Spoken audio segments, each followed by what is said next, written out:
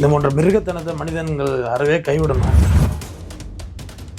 2 பொம்பளை பிள்ளைங்க, ஒரு பையன், கொடுமை. அந்த பொம்பளை தப்பு போயிட்டுட்டானா அதை நீ என்ன தண்டனை கொடுக்குறன்னு நினைக்கிறீங்க? அது கோர்ட்டு கொடுக்கட்டும், இல்லை நீ எங்கே பண்ணிட்டு போ. குழந்தைங்களை என்ன பண்ணுச்சு? குழந்தைங்களாம் 12 வயசு தானேப்பா, 12 வயசு 10 வயசு 6 வயசு பிள்ளைங்க தானே. வடை வாங்கி கொடுத்தா அப்பா வடை கொடுக்குறாருன்னு ஆசையாக தின்னுட்டு இருக்குள்ள சற்றும் எதிர்பார்க்காம கரகரன்னு 3 பிள்ளையும் பிடிச்சி கழுத்தார்த்து தலையை தூக்கி தனியாக போட்டு மதுக்கூர் காவல் நிலையத்தில் போய் சரண்டர் ஆயிருக்காரு. மணலம் பரண்டாலும் நீ கேரி பேக் எடுத்துட்டு பைத்திய மாதிரி தெருவா சுற்று. குழந்தைங்கள தான் அவங்க அப்பா அம்மா வந்து வளர்க்குறேன்னு சொல்லிட்டாங்கல்ல. உங்கள் பொண்ணு பெத்த புள்ள ஓடி போச்சு, உங்கள் பொண்ணு இந்தாங்க இந்த பிள்ளைய கொண்டு வளர்த்துங்கன்னு வட்டிட வேண்டியதானே. நம்ம கொலையோ சூசைடோ என்டர்டெயின் பண்ணல, மாறலி தப்பு. ஆனால் அது ஒரு காரணகர்த்தாக இருந்திருக்கும். ஆனால் நீ ஸ்டேஷனில் போயிருக்குன்னா அப்போ நீ வாழணுங்கிற ஐடியா தானே இருக்கு. நீ என்ன செஞ்சிருக்க? நீ ஒரு ஆம்பளை மனுஷன்டா. நீனா அவள் போயிட்டா, அவங்க அம்மா போயிட்டா, நான் வளர்க்குறவங்க.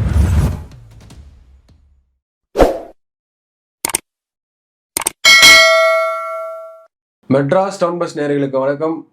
வணக்கம் சார். வணக்கங்க சார்.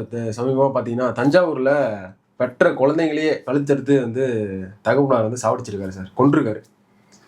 இதை பற்றி எப்படி சார் இது எக்ஸ்பிளைன் பண்ணுங்க சார்? இல்லை, இது ரொம்ப கண்டிக்கத்தக்கது, வருந்தத்தக்கது. அந்த குழந்தைங்கள் ஆத்மா சாந்தி அடையணும். இந்த போன்ற மிருகத்தனத்தை மனிதன்கள் அறவே கைவிடணும். அந்த மிருகத்தனத்துக்கு அந்த மனிதன் எப்படி தள்ளப்படுகிறான்னு பார்ப்போம். முதல் விஷயம், தஞ்சாவூர் மாவட்டம் மதுக்கூர் சேர்ந்த வினோத், 38 வயசு. அவர் தான் இந்த 3 குழந்தைகளை ஈவிரக்கமின்றி கழுத்தறுத்தவர். அவர் வீடு எங்கே இருக்குதுன்னு பார்த்தீங்கன்னா, பெருகவாழ்ந்தான் மதுக்கூர் சாலையில் பெரியக்கோட்டை அப்படின்றது அவரோட ஊர். எக்ஸாக்ட்லி சொல்லப்போனால் பெருமையா கோயில் அதுக்கு அருகில் உள்ள ஒரு வீட்டில் தான் வசித்து வந்திருக்காரு. டிரைவராக இருந்திருக்காரு. ஹோட்டலில் சில சர்வர் வேலையெல்லாம் பார்க்குற மாதிரி, எடுபடி வேலை, சர்வரு, இந்த வேலையெல்லாம் பார்த்துட்டு இருந்திருக்காரு. மனைவியோட போக்கு சரியில்லை. மனைவி எந்த ஊருன்னு கேட்டிங்கன்னா, பக்கத்தில் உள்ள புலவஞ்சி, அது கிழக்கு மேற்கு சாலை. அது அதில் அடுத்த கிராமம் புலவஞ்சி, ஒரு 2-3 கிராமத்தில். இந்த இவர் பெரியக்கோட்டையிலேருந்து தள்ளி புலவஞ்சிங்கிற ஊரில் தான் அவங்க மனைவி இருந்திருக்காங்க. அவங்க மனைவியோட போக்கு சரியில்லை. அவங்க மனைவி என்ன செய்கிறாங்க, மற்ற 3 குழந்தைகள், 2 பொம்பளை பிள்ளைங்க, ஒரு பையன், கொடுமை. 2 பொம்பளை பிள்ளைங்க, முதல் பிள்ளைக்கு வயசு 12, அடுத்த பிள்ளைக்கு வயசு 10, பையனுக்கு வயசு 6, 3 பிள்ளைங்க. மனைவி கொஞ்சம் அப்படி இப்படி இல்லீகல் அஃபேரில் இருந்திருப்பாங்க போல இருக்குது சொல்லப்படுகிறது. மனைவி வந்து அந்த இல்லீகல் இவர் சண்டை வந்திருக்கு, சந்தேகம் வந்ததில்லை. அப்புறம் டெய்லி சண்டை அப்படி வந்தோடனே மனைவி வந்து அந்த கள்ளக்காதலுடைய போயிடுறாங்க 3 குழந்தைகளை விட்டுட்டு. அப்போ மனைவியுடைய தகப்பனார், அதாவது இவருக்கு மாமனார் மாமியார்னு சொல்லுவாங்கள்ல, அவங்க வந்து குழந்தைய கொடுத்துருங்க, நாங்கள் வளர்த்துக்குறோன்னு இருக்காங்க. படுபாவே கொடுத்து தொலைஞ்சிருக்கலாம். அந்த பொம்பளை தப்பு போயிட்டுட்டானா அதை நீ என்ன தண்டனை கொடுக்குறன்னு நினைக்கிறீங்க? அது கோர்ட்டு கொடுக்கட்டும், இல்லை நீ எங்கே பண்ணிட்டு போ. குழந்தைங்களை என்ன பண்ணுச்சு? அப்போ 3 குழந்தைங்களை கொடுத்துருக்க மாப்பிள்ள, நாங்கள் வளர்த்துக்குறோம் அப்படின்ட்டுருக்காங்க. கட்டையை கண்டி அடிச்சிருக்காப்புல. அப்போ ஆள் கொஞ்சம் மென்டலி டிஸ்டர்ப்டாக இருக்க வாய்ப்பு நிறையா இருக்குது. அட்லாஸ்ட் ஃபைனல் அந்த அந்த டே வந்து ரொம்ப கொடுமையான ஒரு நாளாக அமைஞ்சிருக்கு. கடையில் போய் வடை வாங்கி கொடுத்து யாருக்கு? அந்த குழந்தைங்களுக்கு. அதான் 2 பொம்பளை பிள்ளைங்க, பையன். குழந்தைங்களாம் 12 வயசு தானேப்பா, 12 வயசு 10 வயசு 6 வயசு பிள்ளைங்க தானே. வடை வாங்கி கொடுத்தா அப்பா வடை கொடுக்குறாருன்னு ஆசையாக தின்னுட்டு இருக்குள்ள சற்றும் எதிர்பார்க்காம கரகரன்னு 3 பிள்ளையும் பிடிச்சி கழுத்தார்த்து தலையை தூக்கி தனியாக போட்டு மதுக்கூர் காவல் நிலையத்தில் போய் சரண்டர் ஆயிருக்காரு. பைத்தியம்னு சொல்கிறோம், பைத்தியத்துக்கு சரண்டர் ஆகலாம் தெரியாதுல்ல. மென்டலி டிஸ்டர்ப்டு ஆனால் சரண்டர் ஆகலாம் தெரியாது. இது வந்து ஒரு ரிட்டாலிவேஷன், பள்ளிக்கு பள்ளி நம்ம ஓனத்துக்கு பள்ளிக்கு பள்ளியாங்கிற மாதிரி தான் நான் பார்க்குறேன். மனநிலை பிறண்டு போச்சு, அதனால குழந்தைய கொண்டுட்டேன், இதெல்லாம் நம்ம ஏற்றுக்கூடாது. ஆமாம் சார், இது அப்படிதான் சொல்கிறாங்க எல்லாரும், நம்ம ஒத்துக்கூடாது. என்ன மனநலம் பிறண்டுட்டு, மனநலம் பிறண்டாலும் நீ கேரி பேக் எடுத்துட்டு பைத்திய மாதிரி தெருவா சுற்று. குழந்தைங்கள தான் அவங்க அப்பா அம்மா வந்து வளர்க்குறேன்னு சொல்லிட்டாங்கல்ல. உங்கள் பொண்ணு பெத்த புள்ள ஓடி போச்சு, உங்கள் பொண்ணு இந்தாங்க இந்த பிள்ளைய கொண்டு வளர்த்துங்கன்னு வட்டிட வேண்டியதானே. இல்லை அந்த கள்ளக்காதலை எங்கே போனான்னு சொல்லி அவன் மேலே நடவடிக்கை, போலீஸில் புகார் கொடுத்து 3 பிள்ளைய பெற்று வச்சுட்டு அதுக்காக அவன் செக்ஷன் இருக்குது, கொண்டு போய் புகார் கொடுத்து நீங்கள் பிடிச்சி வச்சு குடும்பம் நடத்தியிருக்கணும், இல்லை டிவோர்ஸ் வாங்கியிருக்கணும், இல்லை குழந்தைகள் அனாதை இல்லம் இருக்குது, தொட்டில் குழந்தைங்க திட்டம் இருக்குது, எவ்வளோ ஸ்கீம்ஸ் கவர்மெண்ட் ஆர்பனேஜ் ஸ்கீம்ஸ் இருக்குது, அங்கே விட்டு போக வேண்டியதானே. ஆமாம் சார். இல்லை புதுசாக இருக்குல்ல சார் இந்த மாதிரி ஒரு, இது ரொம்ப ரொம்ப புதுசாகவும் இருக்குது, பயமாகவும் இருக்குது. இப்போ மனநலம் பிறண்டா 3 குழந்தைகளையும் அறுத்துட்டு தானும் தூக்கு மாட்டி சுற்றுட்டான்னு வச்சுக்கோங்க, அது வந்து வாழ வழி இல்லைன்னு அர்த்தம். அதாவது நல்லா புரிஞ்சுக்கணும் இந்த இடத்த. 3 குழந்தைங்களையும் கொண்டாச்சு, அம்மா இல்லை, அம்மா ஓடி போச்சு, பிள்ளைங்களுக்கு அவமானமாக இருக்குது. இவனும் வெளில போகல, பொண்டாட்டி ஓடி போச்சுன்னு இதெல்லாம் கிராமத்தில் இப்படி தான் பேசுவாங்க, பேச்சு வாங்கியிருப்பான். அப்போ என்ன பண்ணியிருக்கணும், 3 பேரும் கொண்டு இவனும் தூக்கு மாட்டி தூங்கியிருந்தாலும் மேட்ரு முடிஞ்சு போச்சு. நம்மளால அந்த பூமிக்குள்ளே உயிருக்கு வந்துச்சு, அவங்க கஷ்டப்பட வேண்டாம். நம்ம தனியாக சூசைட் பண்ணிட்டு அந்த குழந்தைங்க கஷ்டப்படும், நம்மளும் செத்துருவோம். அப்படின்னு ஒரு டிசைட் பண்ணு. மாரலி தப்பு இது. நம்ம கொலையோ சூசைடோ என்டர்டெயின் பண்ணல, மாரலி தப்பு. ஆனால் அது ஒரு காரணகர்த்தா இருந்திருக்கும். ஆனால் நீ ஸ்டேஷனில் போயிருக்குன்னா அப்போ நீ வாழணுங்கிற ஐடியா தானே இருக்கு. உனக்கு குழந்தைகளை கொண்டுட்ட வினோத்குமார் சொல்கிறேன், நீ வாழணுங்கிற ஆசை உன்ட்ட இருக்கு. அதுதானே லாஜிக்கு. அப்படி தானே இருக்க முடியும். இவர் போய் சரண்டர் ஆகி எவ்வளோ நேக்கா சரண்டர் ஆகலாம் தெரியுது உனக்கு. அப்போ இது என்ன மாதிரியான மனநிலை போக்கு? இல்லை எப்படி சார் அதான் மனநிலை எப்படி சார் இருந்திருக்கும் அந்த நம்ம அந்த குழந்தைகளை சாப்பிடுக்கும் போது? இல்லை இது நம்ம இது இது கிட்டத்தட்ட ஒரு சைக்கு இதெல்லாம்.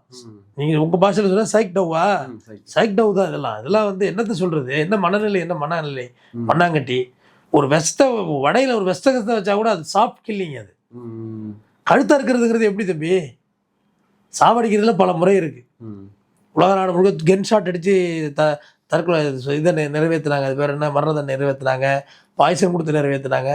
எல்லாத்தையும் கடைசியாக வந்து இந்தியாவில் வந்து தூக்க வச்சுருக்குறாங்க. கழுத்து எருகி அந்த இதுக்கு உடம்புக்கும் மூளைக்குமான நரம்பு நெருங்கினோடனே வலியை உணராது உடம்பு, உயிர் பிரிஞ்சிடும். இப்படி தான் இந்த லாஜிக் வச்சுருக்காங்க.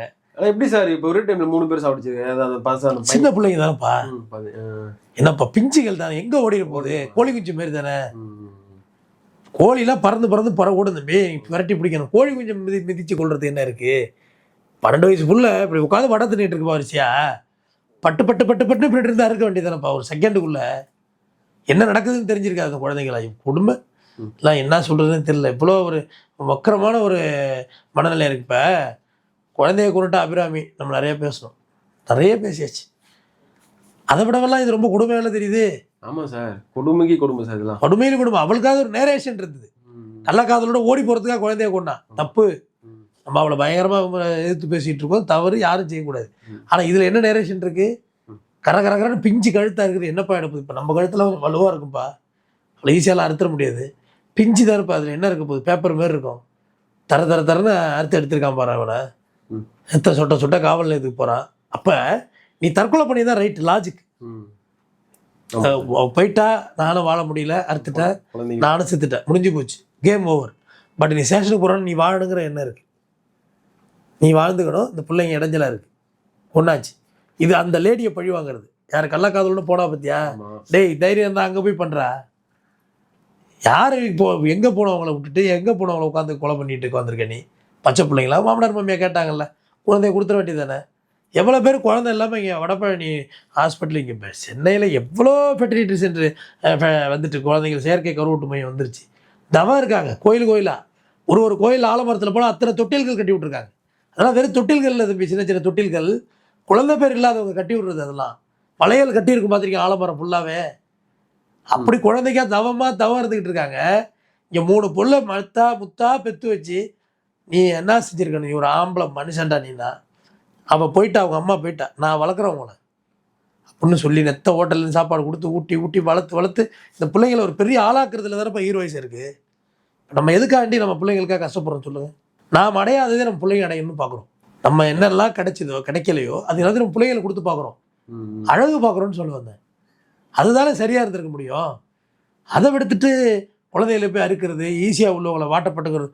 இன்னொருத்தரோட போயிட்டாங்கல்ல, டிவோர்ஸ் வாங்கிக்கோ, நேராக கொண்டே அவள்கிட்ட அந்த லேடிட்ட உடனே 3 பிள்ளைய ஒப்பட. நீ பெற்றது தானே, வளர்த்தாவளை வளர்க்காட்டி போடிட்டு போயிட்டு இருக்க வேண்டியது. நீ பாட்டுக்க டிரைவர் தானே, லாரியில் ஏறி போயிட்டு இருக்க வேண்டியது நாடோடி மாரி.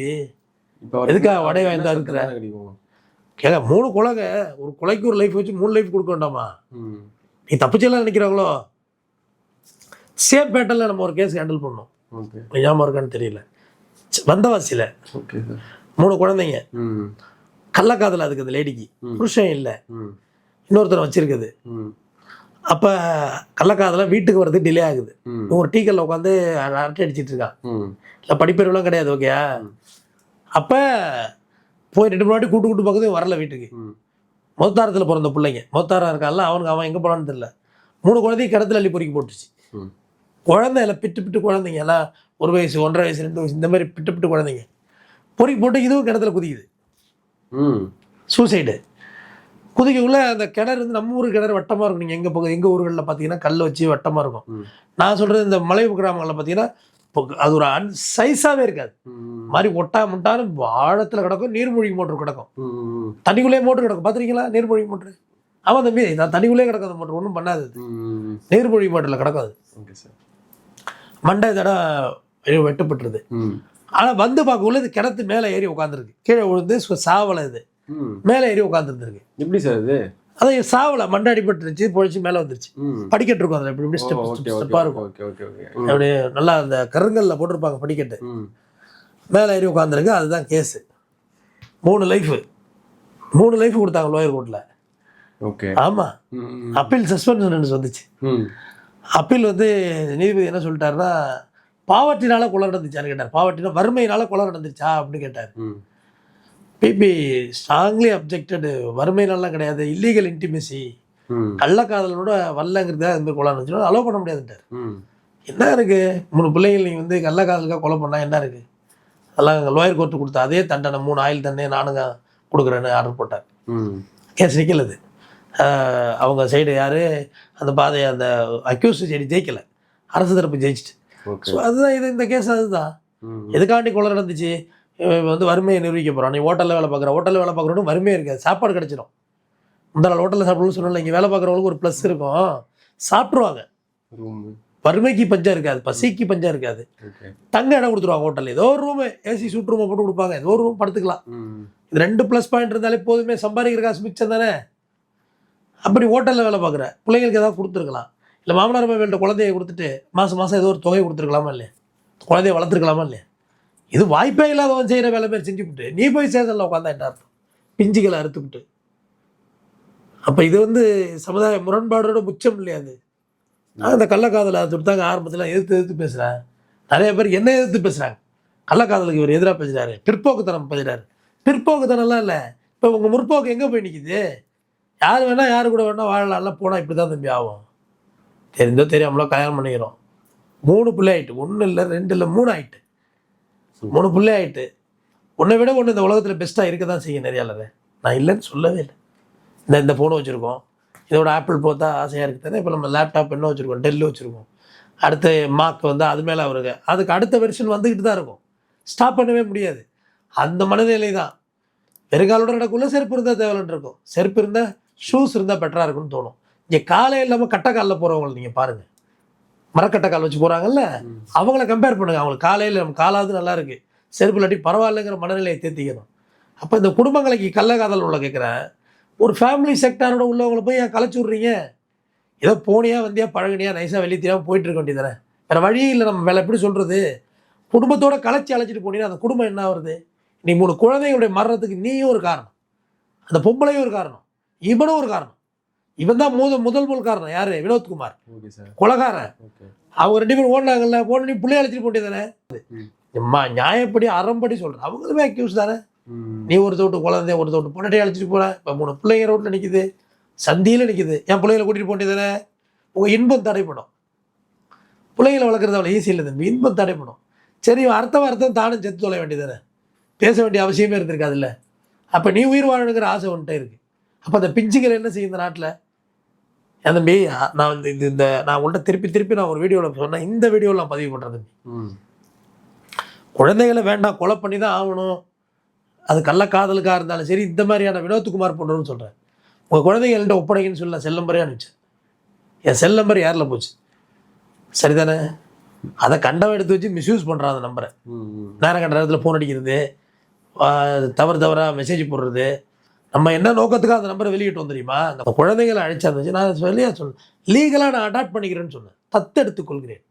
தத்தெடுத்து அந்த குழந்தைகள் அரசாங்க காப்பகத்தில் இல்லை, நம்ம எவ்வளோ பேர் குழந்தைகள் வேண்டி நம்மள்ட்ட எவ்வளோ பேர் சொல்லிட்டு போயிருக்காங்க, குழந்தைங்க இருந்தால் சொல்லுங்கள், நாங்கள் அந்த குழந்தைங்க லீகலாக அடாப்ட் பண்ணிக்கிறோன்னு. குழந்தைய விற்க சொல்லலப்பா, ₹1 பணத்துக்கெல்லாம் விற்க சொல்லல, அது தவறு, அஃபென்ஸ். இது குழந்தைய விற்கிறது வாங்குறது. நம்ம குழந்தைய லீகலாக அடாப்ட் பண்ணி அவங்கள்ட்ட லீகலாக ஒப்படைச்சிடும். குழந்தைய உன்னோட சொத்து எதுவும் அந்த குழந்தைக்கு வேண்டாப்பா. கொண்டு போகிறோம், கோடீஸ்வரனாக இருக்கான், குழந்தை இல்லாமல் தவிக்கிறான், அவன் வளர்த்துக்க போகிறான், நீ ஏன் கொலை செய்கிறான்னு சொல்லி என் நம்பரை கொடுத்தோம். சரிதானே?